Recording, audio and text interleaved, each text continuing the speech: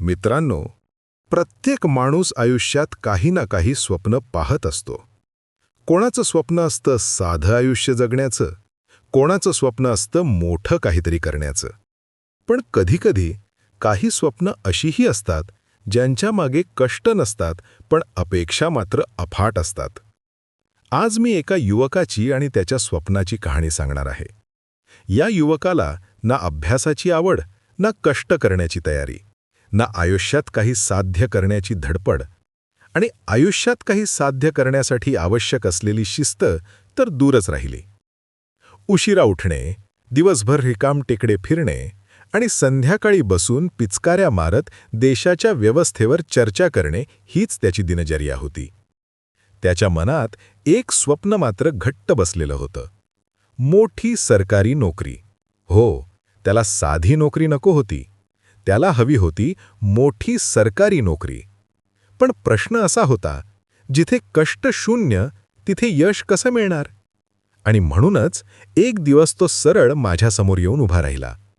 त्याचा एकच प्रश्न होता, माझ्या पत्रिकेत मोठी सरकारी नोकरी आहे का? आणि त्याहूनही महत्त्वाचा प्रश्न, अशी भारीतली सरकारी नोकरीसाठी काही जालिम उपाय तोडगा आहे का?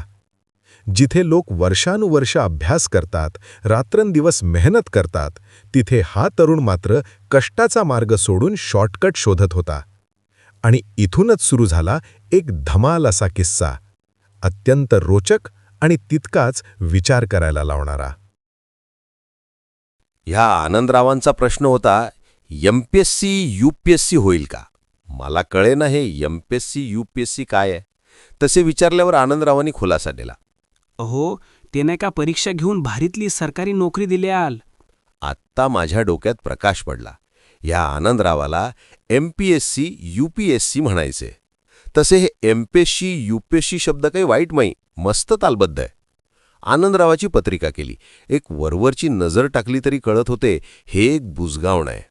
सरकारी नोकरीची शक्यता जवळजवळ नव्हतीच. पत्रिकेतले ग्रहमान पाहता सरकारी नोकरीचा नाद सोडून इतर काही क्षेत्रात लक्ष दिले तर जरा वेगळ्या प्रकाराचे करिअर, शेतकी अवजारे, दुग्ध व्यवसाय, पशुपालन, खते, बी-बियाणे इत्यादी आनंदरावाला नक्कीच लाभदायक ठरू शकेल. आनंदरावाला हे सारे समजावून सांगण्यापूर्वी त्याच्याशी बोलून जरा बॅकग्राऊंड समजावून घ्यावी म्हणून काही प्रश्न विचारायचे ठरवले. एमपीएससी यूपीएससी म्हणजे जंगी परीक्षा भाऊ. काय काय तयारी चालू आहे? हो ना राव, 4 वर्ष झाली घासतोय ना.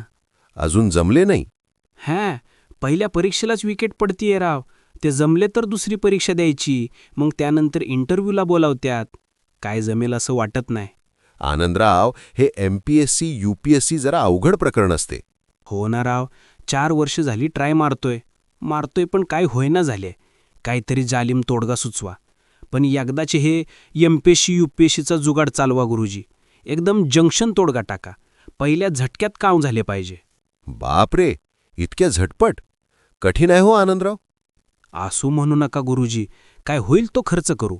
आपली फुल तयारी आहे. वाटलं तर जमीन विकून पैसे उभे करतो, पण काम झाले पाहिजे. म्हणजे पत्रिका बरोबर सांगत होती. ह्या आनंदरावाकडे जमीन जुमला आहे म्हणायचा. अहो, पण एमपीएससी यूपीएससीच का? दुसरेही काही चांगले पर्याय आहेत ना? नाही, आपल्याला फक्त एमपीएससी यूपीएससी पाहिजे. मान्य. आपल्याला फक्त एमपीएससी यूपीएससीमध्येच इंटरेस्ट आहे. आणि तुम्ही म्हणताय तसे गेली 3-4 वर्ष त्यासाठी प्रयत्न करताय. आणि हे करण्याच्या नादात तुम्ही दुसरं काही केलं नाही, इतर कोणतेही प्रयत्न केले नाहीत, बरोबर ना? हो. आता तुमच्या वयाच्या हिशोबानुसार अजून किती वर्ष आपल्याला एमपीएससी यूपीएससीचे प्रयत्न करता येतील? अजून 2 वर्षे. इतके करूनही एमपीएससी यूपीएससी नाही जमले तर काय? सगळा अंधार. असे का म्हणता? सगळ्यांनाच सरकारी नोकरी मिळेलच असे नाही. प्रायव्हेट सेक्टरमध्ये पण चांगल्या संधी उपलब्ध आहेत. मी स्वतः पण बरीच वर्ष प्रायव्हेट सेक्टरमध्ये काम केलंय. मी इंजिनियर झालो त्याच वर्षी मला सरकारी नोकरी मिळाली होती, पण मी ती नाकारून प्रायव्हेट सेक्टरला जॉईन झालो. चांगला निर्णय ठरला तो. तुमच्याही बाबतीत असे काही होऊ शकते. एमपीएससी यूपीएससीच्या नादात काही चांगल्या संधींकडे दुर्लक्ष होत आहे असे नाही का वाटत तुम्हाला? तसं असेल गुरुजी, पण आपल्याला सरकारी नोकरीच पाहिजे. आणि ती पण एमपीएससी यूपीएससीवाली पाहिजे. एमपीएससी यूपीएससीचा इतका अट्टहास म्हणजे काहीतरी ठोस कारण असणार. मला कळू शकेल का? म्हणजे त्या अंगाने आपली पत्रिका मला तपासता येईल. संगीता, आता हे संगीता काय? आपलं लव आहे तिच्यावर. काय करतात ह्या संगीता? FYBA. FYBA म्हणजे वयाने लहान वाटतात. लहान कसली, मोठीच आहे. त्याचे काय झाले, 10वीला 6 वेळा आणि 12वीला 3 वेळा फेल झाले. नंतर मध्ये 4 वर्ष नुसते घरात बसून काढले. म्हणून आज FYBA दिसतीये. मोठीच आहे. ठीक आहे, या संगीतावर तुमचे प्रेम आहे म्हणता. असू दे ना, पण त्याचा या MPSC UPSCशी संबंध कसा? संगीचा संबंध नाही, पण तिच्या बापाचा आहे ना. आता तो कसा काय? त्याचे काय, आत्ताची माझी नोकरी संगीला चालतीये.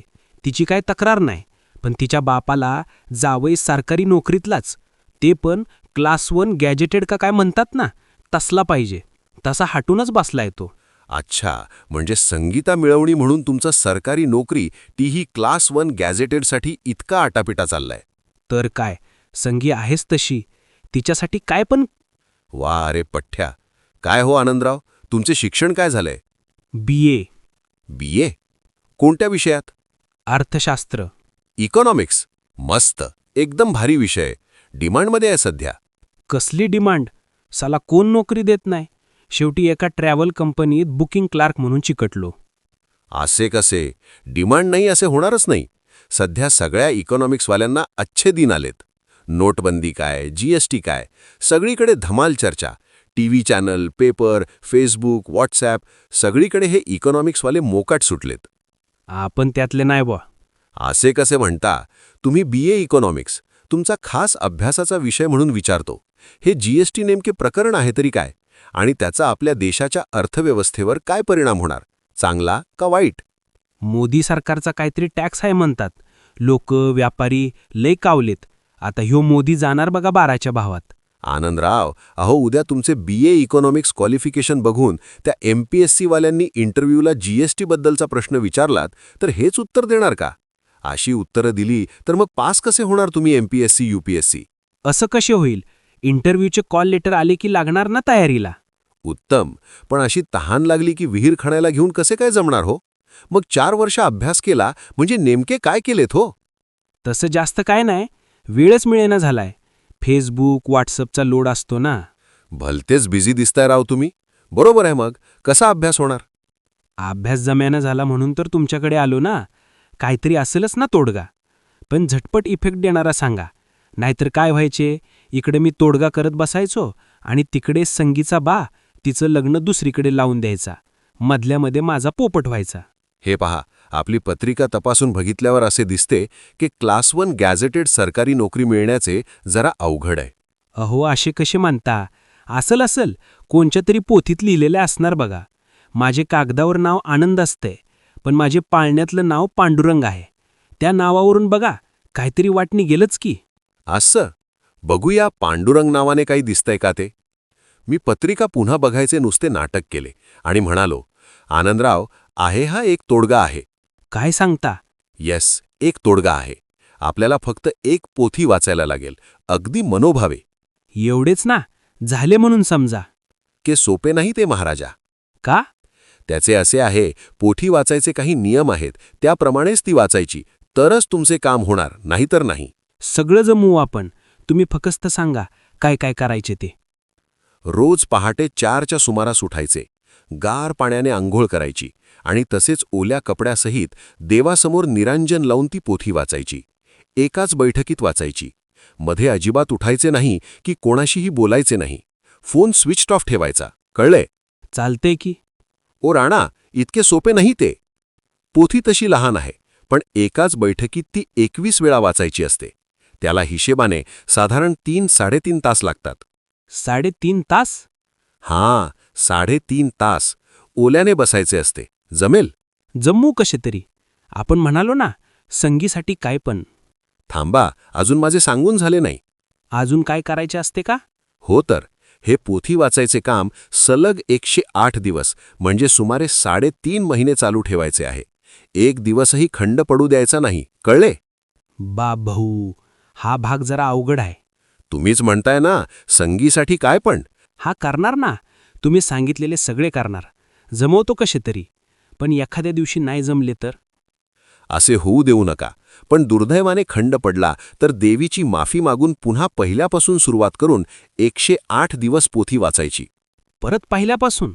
हो, एकदम जालीम तोडगा आहे ना. ही अट फार कडक आहे राव. आता जालीम तोडगा आहे म्हणल्यावर त्याचे नियम अटी पण कडक असणार नाही का? हा, ते पण बराबर आहे. मग करणार हा तोडगा? दुसरा कोणता सोप्पा तोडगा नाही का? आनंदराव, तुम्हाला क्लास 1 गॅझेटेड सरकारी नोकरी पाहिजे, तीही झटपट. मग उपाय तोडगा सोपा कसा असणार ना?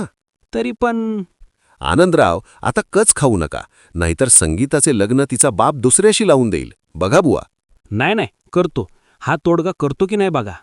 शाब्बास आनंदराव. पण थांबा जरा. तुम्हाला अजून असे वाटतंय की असली एखादी पोथी वाचून सरकारी नोकरी मिळेल? या तोडग्यासाठी तुमची पहाटे 4 वाजता उठून गार पाण्याने आंघोळ करायची तयारी आहे. एका जागी बसून सलग 3 तास पोथी वाचायची तयारी आहे. आणि हे सगळे विनाखंड सलग 108 दिवस करणार आहात, बरोबर? आता तोडगाच असा असेल तर करायला पाहिजे ना. पण हे असे करण्याची तुमची फुल तयारी आहे.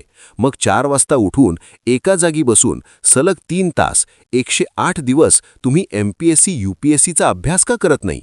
अभ्यास? हो, परीक्षेत यश मिळवायचे तर अभ्यास नको करायला. पोथी वाचण्यात 3 तास घालवण्यापेक्षा अभ्यास केला तर यश मिळायची शक्यता जास्त आहे ना. पण अभ्यास करून यश मिळाले नाही ना. असल्या शंका आधीपासूनच का घेता? प्रयत्न केलाय का कधी? अभ्यास केलाय का कधी? स्पष्ट बोलतो, तुम्ही 3-4 प्रयत्न करून सुद्धा प्राथमिक टप्पासुद्धा पार करू शकला नाही. ह्यातच हे स्पष्ट होते की एकतर तुमचा अभ्यास खूप कमी पडत आहे किंवा तुमच्या नशिबात असल्या नोकरीचे योग नाहीत. तोडगा केला की मिळणार नाही का नोकरी? असले उपाय तोडगे करून घर बसल्या नोकऱ्या मिळत असत्या तर कुणी शाळा कॉलेजात गेलेच नसते. सगळे प्रयत्न केले, काही झाले नाही, म्हणून तर तोडगा करतो ना माणूस. सगळे प्रयत्न केले असे तुम्ही म्हणताय, पण वस्तुस्थिती वेगळीच आहे. एकतर तुम्ही प्रयत्न केलेच नाहीत किंवा चुकीच्या दिशेने केले असे म्हणता येईल. मगाशी मी तुम्हाला मुद्दामच GST बद्दलचा प्रश्न विचारला होता. त्याला तुम्ही काय उत्तर दिलं? मोदी सरकारचा काहीतरी टॅक्स आहे म्हणतात. ते उत्तरच सांगतंय की तुमचा काहीही अभ्यास नाहीये. अर्थशास्त्र शिकलात ना तुम्ही, मग त्यातले काय येते तुम्हाला? शीटावरून भाताची परीक्षा. मग आता काय करायचे? आता ते काय वेगळं सांगायचे काय? ते अभ्यासाचे कसे काय जमणार? ते तुम्ही तुमचे बघा. ती पोथी कोणती ते तरी सांगा, एक ट्राय मारतो. कसली पोथी? अशी कोणती पोथी नाही. खोटे होते ते सगळे. मला फक्त हेच सांगायचे होते की या असल्या भाक्कड उपाय तोडग्यांच्या नादात वेळ, पैसा, शक्ती खर्च करण्यापेक्षा प्रयत्न करा, मेहनत करा. आणि प्रयत्न कोणते, कसे, कधी, कोणत्या दिशेने हे पत्रिकेच्या माध्यमातून समजावून घ्या. तुमची पत्रिका सरकारी नोकरीसाठी फारशी अनुकूल नाही. तुमची खरी ताकद दुसऱ्याच क्षेत्रात आहे. तिथे प्रयत्न केलेत तर तुम्हाला जास्त चांगले यश मिळेल आणि तुमचे आयुष्य जास्त सुखसमाधानाचे जाईल. पण तुम्ही ते ऐकून घ्यायला तयार नाहीत, त्याला आता काय करायचे? ते ठीक असेल हो, पण सरकारी नोकरी नसेल, संगीचा बाप तयार होणार नाही. असला प्रश्न लैला मजनूला, हीर रांझाला पडला नाही, सोहनी महिवालला पडला नाही, वासू सपनाला पडला नाही, आर्ची आणि परशाला पण पडला नाही. अहो, ती सिनेमातली उदाहरणं सांगताय. म्हणून काय, ज्यांचे प्रेम सच्चे असते ते सगळ्या जगाचा विरोध असला तरी लग्न करून मोकळे होतात. संगीताच्या बापाचे काय घेऊन बसलात? लय डेंजर आहे काय? संगीचा बाप. आता हे तुमचा प्रॉब्लेम, तुम्हीच सोडवायचा. म्हणजे तुम्ही उपाय तोडगे सांगणार नाही? नाही. मग तुम्ही कसले ज्योतिषी म्हणायचे? पत्रिकेचा अभ्यास करून सांगणारा. पण त्याने माझे MPSC UPSC होणार नाही. नाहीच होणार. अभ्यास तुम्हालाच करायचा असतो. ते अभ्यास आमच्या बाच्याने जमणार नाही. आपल्याला जालिम तोडगा सांगणार पाहिजे. मी त्यातला नाही. मग उगाच तुमच्याकडे आलो. धन्यवाद आणि शुभेच्छा.